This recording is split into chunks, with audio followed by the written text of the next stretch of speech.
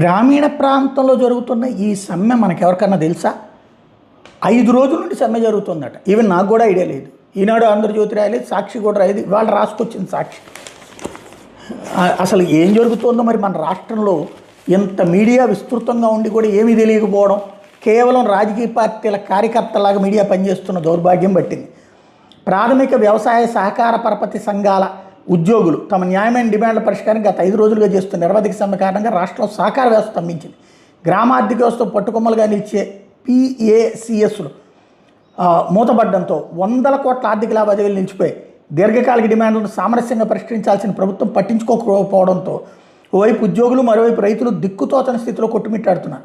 రుణాలు, డిపాజిట్ల వసూళ్లతో పాటు సాగు వేళ రైతులకు అవసరమైన ఆర్థిక చేయూత అందించడంలో ఈ PACలు అనేటటువంటిది కీలక పాత్ర పోషిస్తాయి. దాదాపు 2 నెలలుగా వివిధ రూపాల్లో దశల వారీగా ఆందోళన చేపట్టిన ప్రభుత్వం నుంచి ఆశించిన స్థాయిలో స్పందన లేకపోవడంతో ఉద్యోగులు సమ్మెబాట పట్టారు. దీంతో రైతులకి ఆసరా కరువైంది. సమ్మె నోటీసు ఫలితంగా HR పాలసీ అమలు కోసం ఇటీవల ప్రభుత్వం జారీ చేసిన GORT నెంబర్ 112ను ఉద్యోగ సంఘాలు తీవ్రంగా వ్యతిరేకిస్తున్నాయి. ఈ జీవో ఫలితంగా PACSలో పనిచేస్తున్న సుమారు 2452 మంది అవుట్సోర్సింగ్ ఉద్యోగులు భౌతవ్యం ప్రత్యర్థంగా మారింది. PACSలో కంప్యూటరైజేషన్లో భాగంగా కంప్యూటర్ పరిజ్ఞానం కలిగిన వాళ్ళని 10,000 నుంచి 15,000 వేతనం తీసుకోగా 7 ఏళ్ళుగా వీళ్ళంతా పనిచేస్తున్నారు. PACSని పార్టీ కార్యకర్తలతో నింపుకోవాలని కుట్రతో 7 ఏళ్ళుగా పనిచేస్తున్న వీళ్ళని సాగనంపాలని ప్రభుత్వం నిర్ణయించింది. 2019 మార్చి 1వ తేదీకి ముందు నియమితులైన వాళ్ళని మాత్రం ఉద్యోగులకు పరిగణిస్తామని ప్రకటించింది. దీని వెనక పెద్ద కుట్ర దాగి ఉందని ఉద్యోగులు మండిపడుతున్నారు.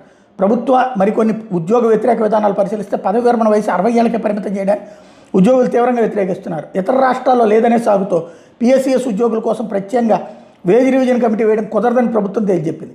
గ్రాడ్యుటీ సీలింగ్ 2 లక్షలకు పరిమితం చేసింది. PACS ఆర్థిక పరిస్థితిని సాగుగా చూపి ఏళ్ల తరబడి పనిచేస్తున్న ఉద్యోగులకి హెల్త్ అండ్ టర్మ్ ఇన్సూరెన్స్ అమలు చేయలేమని తేల్చి చెప్పింది. దీంతో వాళ్ళు సమ్మె చేస్తుంటే వాళ్ళు అణచేసేటటువంటి ప్రయత్నం చేస్తున్నారు.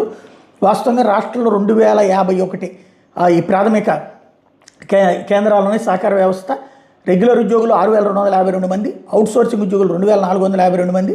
ఒక్కో సొసైటీకి రోజుకి దాదాపు 20 లక్షల రూపాయలు లావాదేవీలు, సగటు లావాదేవీలు విలువ 20 లక్షలు జరుగుతుంది ఒక్కో సొసైటీలో. రోజువారీ సగటు వసూళ్లు 15 లక్షలు ఉంటుంది. సమ్మె ప్రభావంతో రోజుకి సగటు 400 కోట్లకు పైగా లావాదేవీలు నిలిచిపోయినాయి అన్నటువంటి సాక్షి రాసుకొచ్చారు.